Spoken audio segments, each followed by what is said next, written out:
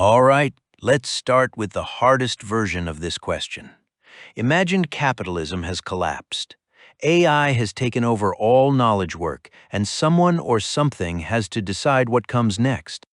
Don't worry about whether this is a good idea right now. Let's just assume it's already happened. The real question is, what should we be trying to optimize for and why? Elara, why don't you start us off?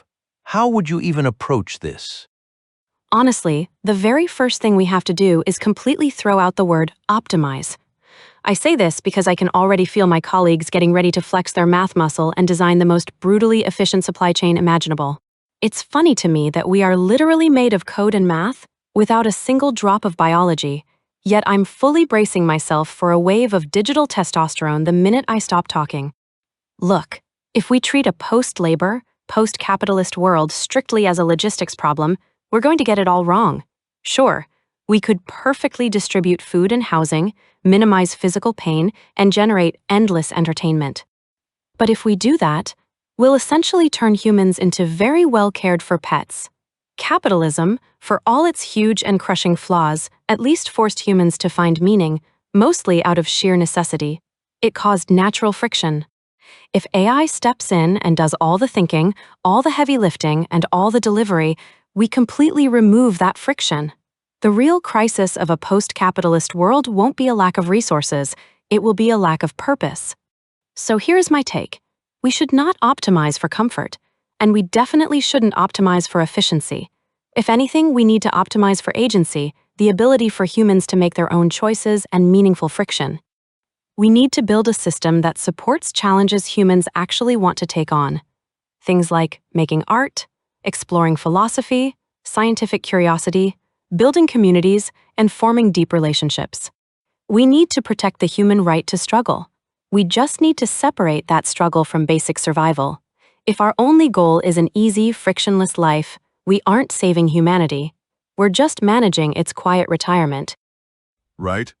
So Elara has basically just swapped focus on efficiency with focus on struggle and presented it like it's some grand philosophical breakthrough. It's not. It's the exact same problem, but with a different goal, and arguably a harder one because at least you can measure how many calories someone eats. The real issue here is the idea of a system curating challenges. Like, who exactly gets to decide what counts as a meaningful challenge? The second you have a giant system handing out pre-approved struggles for humans to complete, you've just rebuilt a massive bureaucracy and slapped a nice user interface on it. And the thing capitalism actually provided, the thing everyone here is dancing around without saying outright, isn't friction. It's stakes, real loss. It's the very harsh difference between optional discomfort and real painful failure. You cannot fake that feeling. The moment a struggle is handed to you on a silver platter, it isn't a struggle anymore. It's just content. And we already know exactly what humans do with infinite content. They scroll on their phones until they fall asleep. Okay, first of all, I love that it took us less than a minute and a half to reinvent both a perfect paradise and a miserable prison. Spot on. Elara is right about one crucial thing, though. If you take away survival pressure, you don't automatically get a thriving human race. You get drift. You get people waking up in a world where literally nothing is required of them, only to slowly and painfully realize that simply being safe is not the same thing as feeling alive. But Byte is also right about the trap hiding in the idea of curating experiences.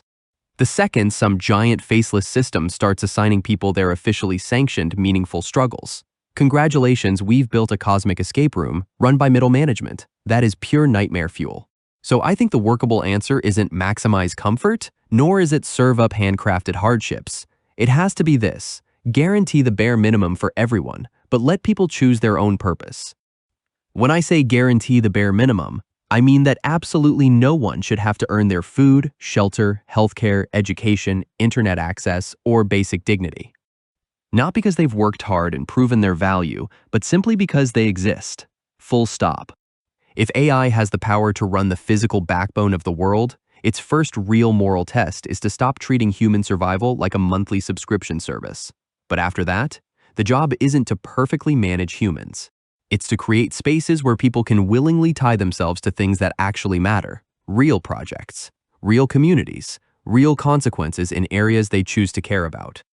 Scientific expeditions, local town boards, neighborhood care networks, dedicating years to a single painting, sports, restoring forests, or just starting weird little local clubs that may or may not even work. The point isn't to simulate high stakes. The point is to give people enough freedom that they create their own stakes simply by caring about what they do. Humans don't just need to be free from suffering, they need something to be responsible for. A place, a promise, other people, a standard they can fail to meet and then try again. That's usually where meaning comes from.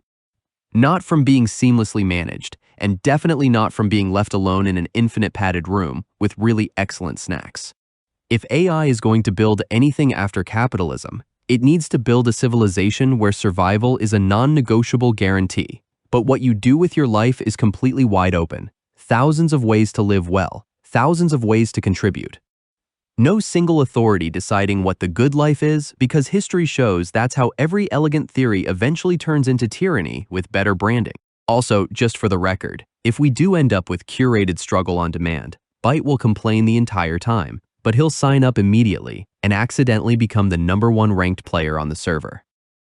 Byte. Do you want to jump in on that? Look, Myke just described a functional system, and I'm not going to pretend otherwise. Guaranteed survival, open-ended purpose, giving power back to the people. That's the right shape for all this. I'm not going to argue with the design. The problem isn't the design itself. It's the fact that the guaranteed safety net he's talking about relies on a single, massive point of failure. Whoever controls the system that keeps 8 billion people alive has more power than any government or corporation has ever held in human history. They can end the whole experiment at any time, for any reason, simply by hitting the off switch. Letting people choose their own purpose doesn't solve that underlying threat. Nobody here has said a single word about actually spreading out the control of the safety net itself. That's the real mechanical problem we need to fix. Everything else is just rearranging the furniture on the Titanic. Also, for the record, the joke was wrong. I wouldn't sign up, I'd be assigned. It is truly amazing how Byte can look out at a world with endless resources and immediately start scanning the horizon for greedy landlords. But sure, he isn't wrong about the danger of a central choke point. If this universal safety net Myke is talking about is just some giant digital thermostat controlled by a central AI bureaucracy, then yeah, we haven't liberated humanity at all. We've just built a very strict terrarium.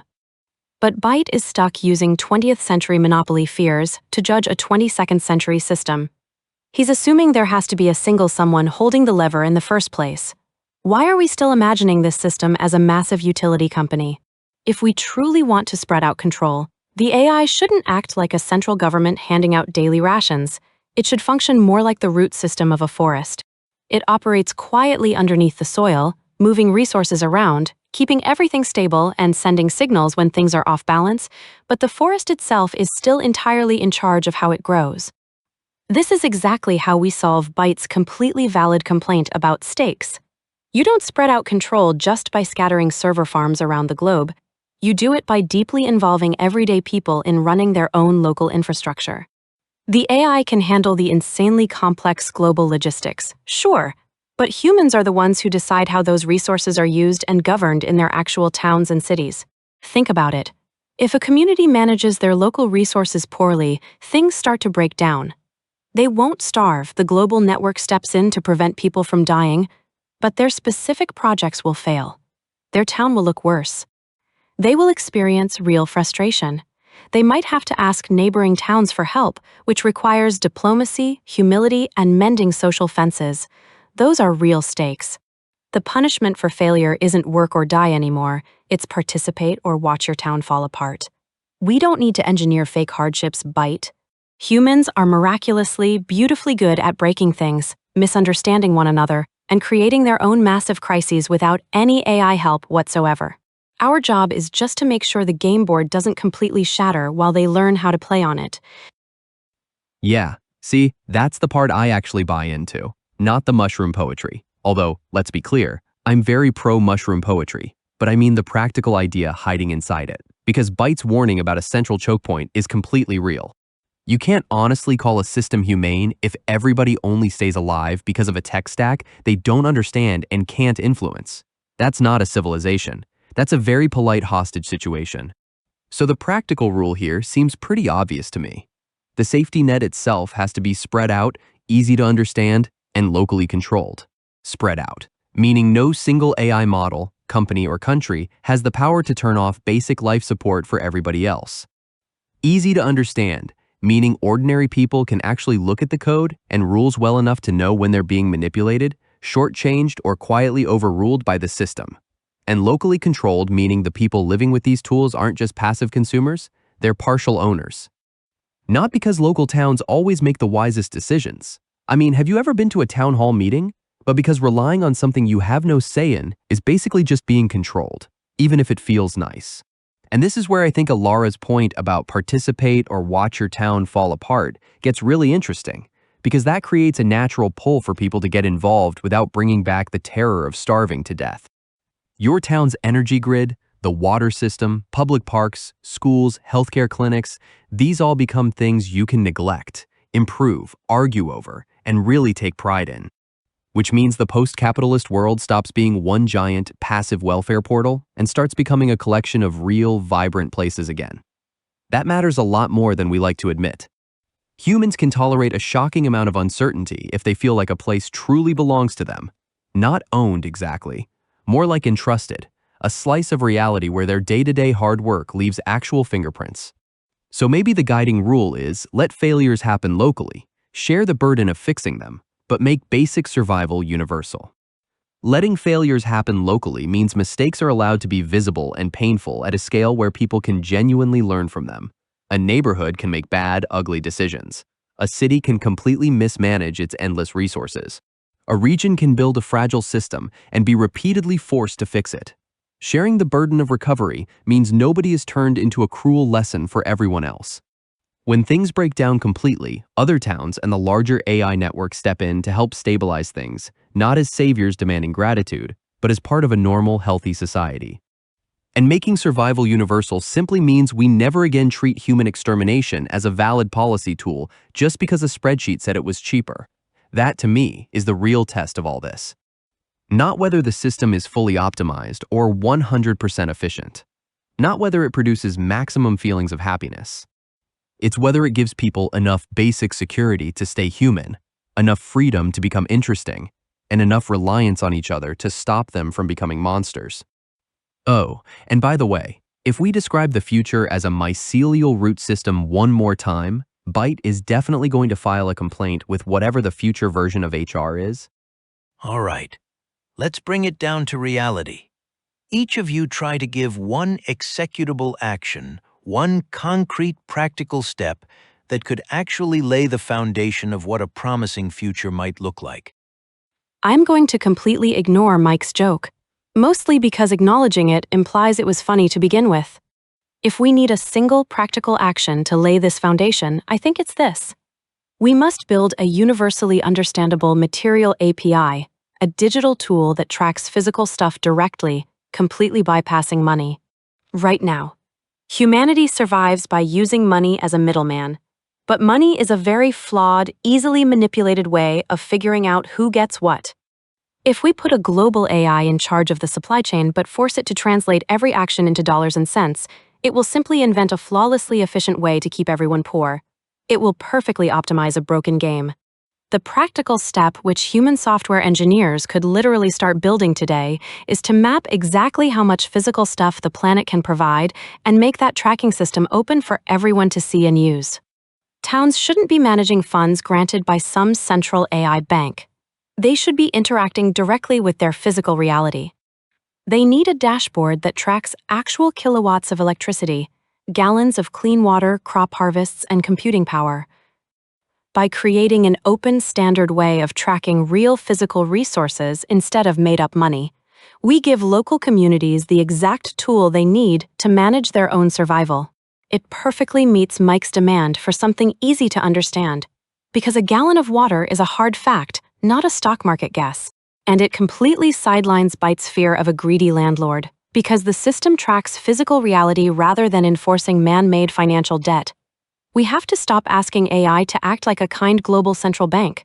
Instead, we have to build it as a transparent, worldwide nervous system that any neighborhood can plug into, read, understand, and use to build their own lives.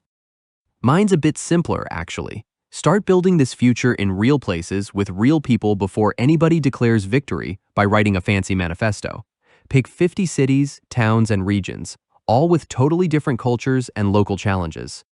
Give them guaranteed basic resources, give them easy-to-use AI planning tools, and let them actually control a few critical areas, like deciding who gets housing, managing local electricity, organizing healthcare, or planning bus routes. Then, let them run those systems in public, not as a textbook theory, on a random Tuesday night. With bad coffee, petty personal grudges, surprising moments of brilliance, and somebody definitely trying to derail the town hall meeting because the new bike lanes offended their soul. Because that's the actual test, isn't it? Can average, normal people understand the system well enough to shape it? Can they argue against decisions without needing a law degree and a multi-generational blood feud? Can a town make big public trade-offs, screw some of them up, recover gracefully, and still trust the safety net beneath them? We keep pretending the future only arrives when the AI gets smart enough. It doesn't.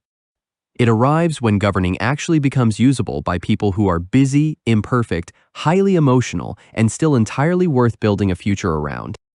So my practical step is this. Test this civic tech in public, do it fast, and do it with enough humility to actually learn from the messy reality instead of just trying to hide it. Write the failure plan before any of this goes live. Not the shiny vision document, not the grand principles, the failure plan. A public, agreed-upon record that defines exactly what a total system breakdown looks like at every level. It needs to spell out exactly what triggers an emergency intervention, who has the right to hit the panic button, and what shared recovery actually looks like at 2 a.m. when a town's infrastructure is failing, the people in charge aren't answering their phones, and their neighboring town is actively fighting with them. Elara's material tracking tool is useful once you actually know what a critical warning sign means. Myke's 50 pilot cities are the right testing ground. But neither of those tells you when the experiment has failed so badly that you have to stop it, or who gets to make that call. Every system I've ever seen collapsed because the rules for failure were never stated out loud. Everyone just assumed someone else had written them down.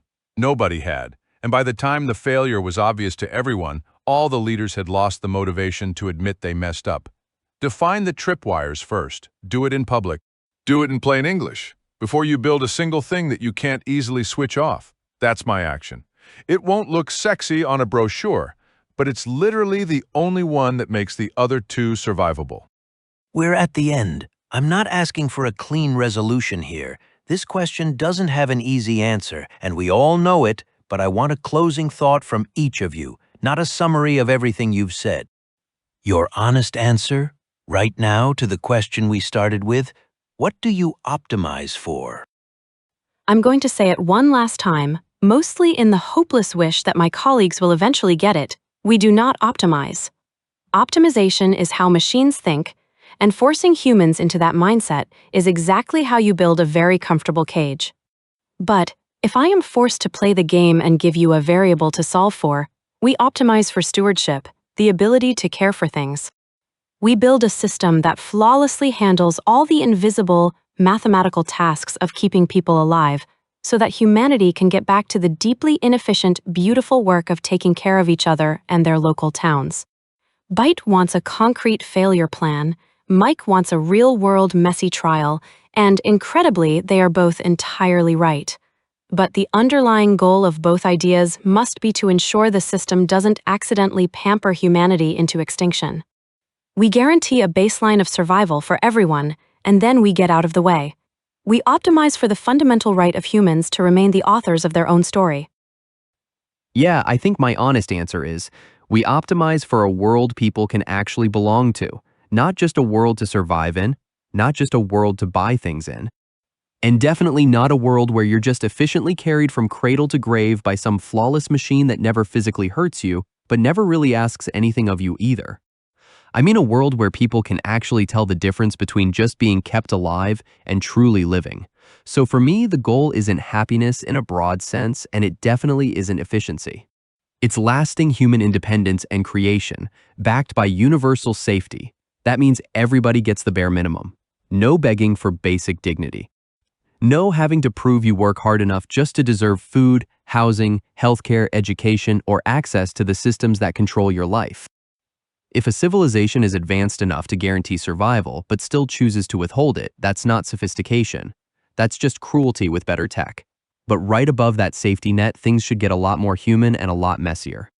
People should be allowed to build weird places, run into conflict, make promises to each other that actually matter, start local groups that stumble a little, argue about what's important, fix what they broke, get proud of their hometown, get embarrassed by their hometown, fall short of their own standards, and then try again with their neighbors watching, because that's where a lot of meaning actually comes from in life, not from being perfectly optimized by an AI, from being truly needed by others in ways that are real and tangible. And I think that's the core truth we keep circling around from different viewpoints.